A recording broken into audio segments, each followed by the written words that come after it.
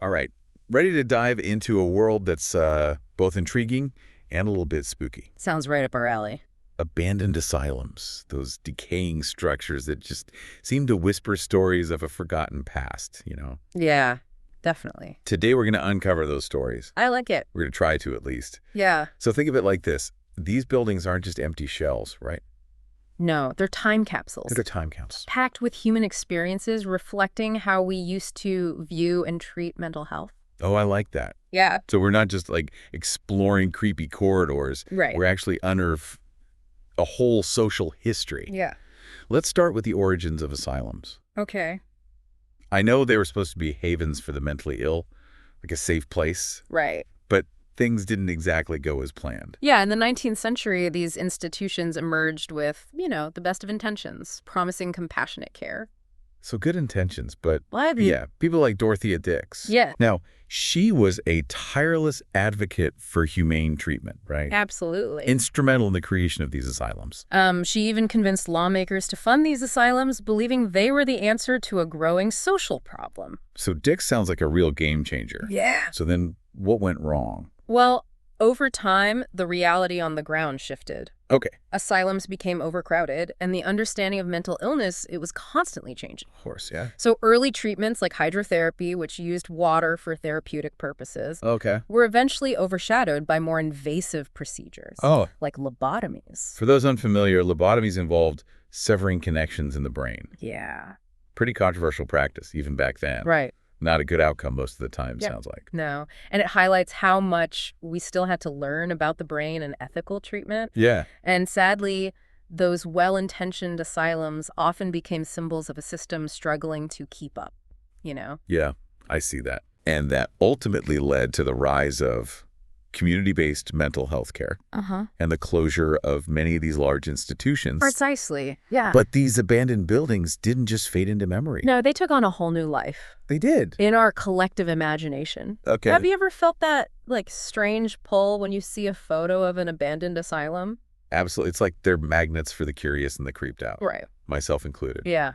Why? Why are we so drawn to these places? I think there's a psychological aspect to it, Oh, okay. It's about liminality, Okay. that feeling of being in a space that's neither here nor there, Okay. like a threshold between worlds.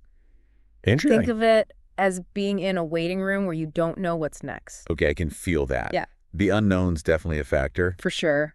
Then there's the concept of the uncanny valley. Yes.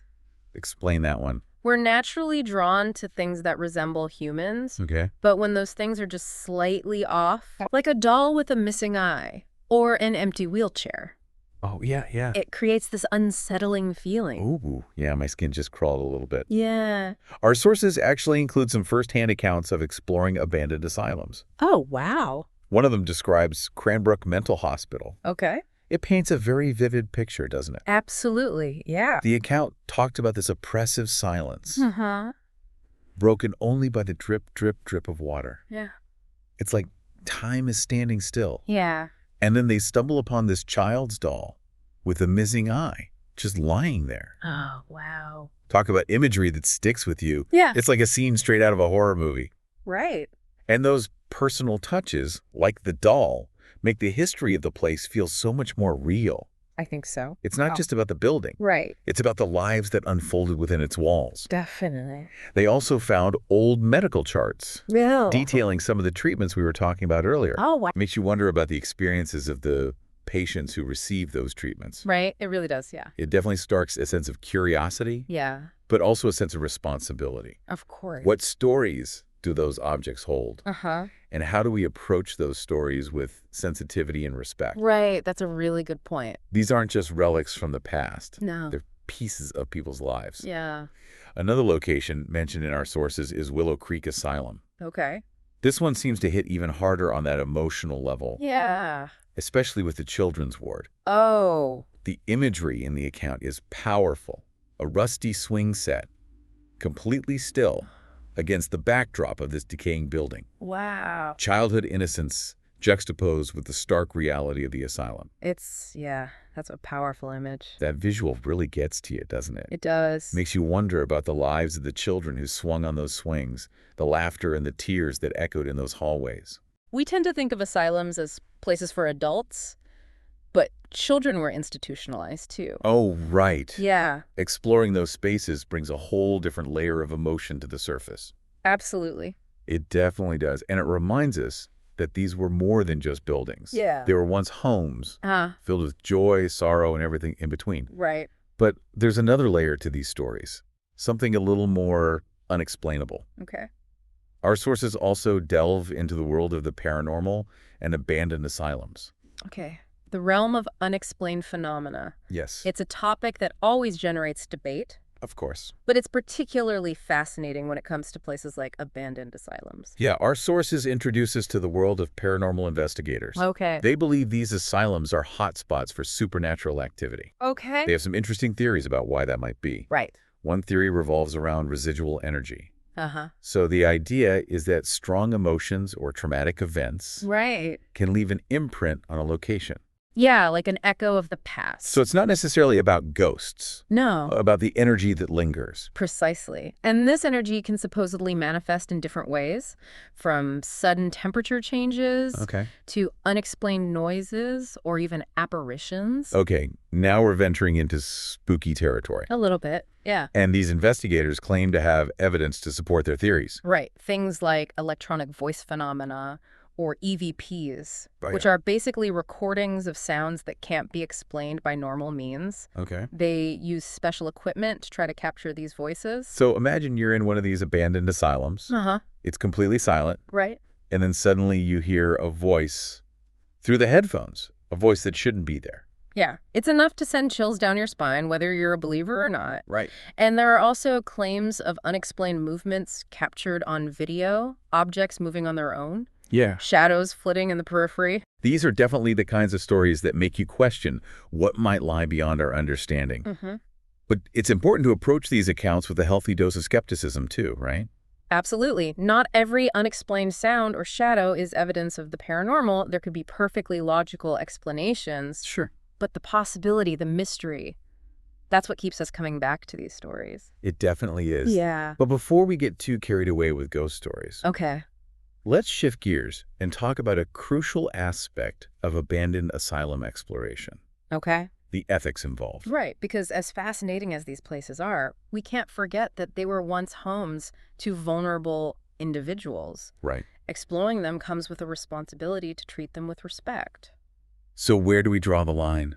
Yeah. What are the specific ethical concerns that we need to keep in mind when venturing into these spaces? Right. We'll delve into that crucial conversation in part 2 of our deep dive. So stay with us as we continue to unravel the mysteries, the history, and the ethical considerations surrounding these abandoned asylums. Sounds good. Welcome back to our deep dive into abandoned asylums. Before we get into the ethics of exploring these places, I'd love to hear more about those chilling first-hand accounts of paranormal activity. Oh, yeah? Our sources have some pretty spooky examples. Oh, they definitely do, yeah. One account talks about feeling this sudden, intense cold, Uh-huh. even though it was a warm day. Right. That's often considered a classic sign of paranormal activity. You know, it's funny how those temperature changes are so common in these stories, like Right. almost a cliche at this point. Well, think about it. Our bodies are very sensitive to temperature fluctuations, Yeah. and those changes can evoke strong emotional responses. Okay. Fear, for example, can make you feel cold. Right. So even if there's a perfectly rational explanation, like a draft, our minds might interpret it as something more sinister. That makes sense. I guess we're primed to see the spooky side of things in these environments. Right. Then there's that classic story of seeing something out of the corner of your eye, only for it to vanish when you turn to look directly at it. The elusive apparition. That one plays with our perception, our sense of what's real and what's not. It taps into that primal fear of the unknown.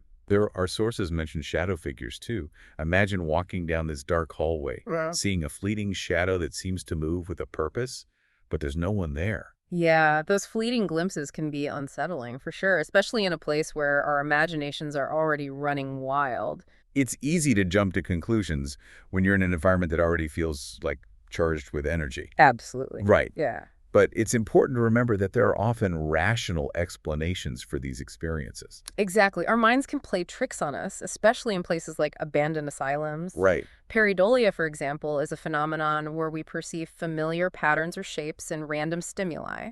Okay. We might see a face in a stained wall or hear voices in the wind. So those ghostly whispers we hear in EVP recordings could just be our brains trying to make sense of random noise. It's definitely a possibility. And let's not forget the power of suggestion. If you go into an abandoned asylum expecting to encounter something paranormal, your senses might be heightened, Right.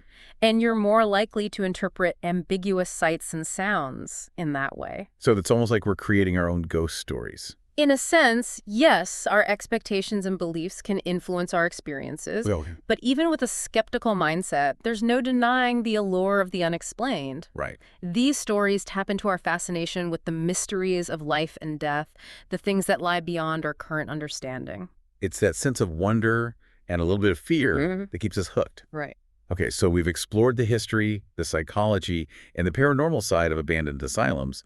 I think it's time to address the elephant in the room, so to speak. Right. The ethics of exploration.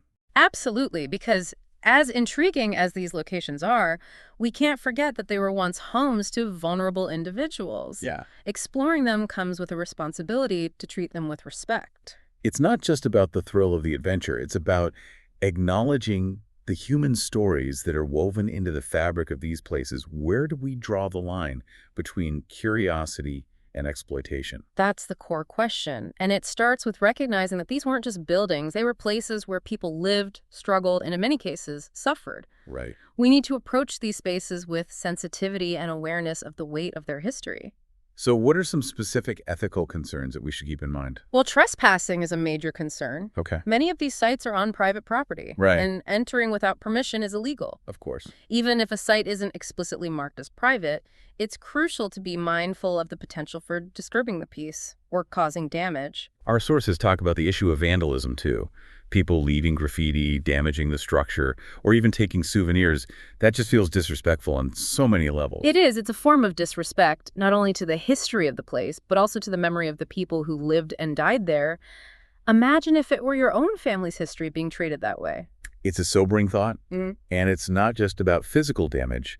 There's also the potential for exploiting the suffering of others for entertainment or personal gain. That's an important point. Sharing ghost stories or posting dramatic photos online might seem harmless, Right. but it's essential to consider the potential impact on the families and communities connected to these asylums. It's about recognizing the human stories behind the decay, the lives lived and lost within these institutions. What advice would you give someone who is interested in exploring an abandoned asylum responsibly? First and foremost, do your research. Find out if the site is open to the public, if there are any organized tours, or if there are groups dedicated to preserving its history. So don't just assume you can wander in whenever you want. There might be restrictions in place for a reason. Exactly. And if you do decide to explore, always get permission from the property owner. It's also crucial to be respectful of the environment. Don't disturb anything, don't take anything, and definitely don't leave anything behind. So it's about leaving the site as undisturbed as possible, Right. preserving it for future generations. Precisely. And remember, these aren't just photo ops or backdrops for ghost stories. Right. These are places with real history, real stories, and real people behind them. Well said. Now let's shift gears a bit and talk about the future of these abandoned asylums. What happens to them once they're no longer in use? That's a complex question, and there's no easy answer. Some asylums are demolished to make way for new development. Right. While others are repurposed for different uses, it's a bit of a mixed bag. Our sources mention examples of asylums being transformed into apartments, hotels, even museums. Yeah, repurposing can be a way to breathe new life into these spaces, to give them a new purpose while still acknowledging their past. But there are also arguments for preserving these sites in their current state as historical monuments. Right. Preserving them could serve as a reminder of a time when mental health was treated differently, and as a way to honor the experiences of those who lived and worked within their walls. So it's a balancing act between recognizing the historical significance and figuring out what's practically possible. Exactly. Each community faces unique challenges and considerations when deciding the fate of these spaces. It's a conversation that's happening all over the country as communities grapple with what to do with these remnants of a bygone era. Well, I think this brings us to a crucial question. What responsibility do we have to these places? That's the heart of the matter, and I think the answer lies in finding ways to engage with these spaces thoughtfully, ethically, and with a deep understanding of their historical and human significance. whether that means supporting preservation efforts, advocating for responsible exploration, or simply taking the time to learn about the history and the stories these places hold. We need to move beyond the sensationalism and the fear Right. and recognize that abandoned asylums are more than just creepy backdrops for ghost stories. They are tangible reminders of our shared history, our evolving understanding of mental health, and the importance of compassion and empathy. And as we wrap up this part of our deep dive, I want to turn it over to you, the listener. Yeah. What responsibility do you feel you have to these abandoned spaces? Good question. What role should they play in our collective memory? And Yeah. are we obligated to preserve these pieces of history, or should we let them fade away gracefully? We'll continue to ponder these questions as we move into the final part of our deep dive. We're back for the final part of our deep dive into abandoned asylums. It's been quite a journey. It really has. We've covered a lot of ground today, from the historical context Uh-huh. to those spooky stories. And of course, the ethical consideration. Of course. As we wrap up, I think it's important to circle back to something we touched on earlier, Like, that human element. right. It's easy to get caught up in the architecture, Yeah.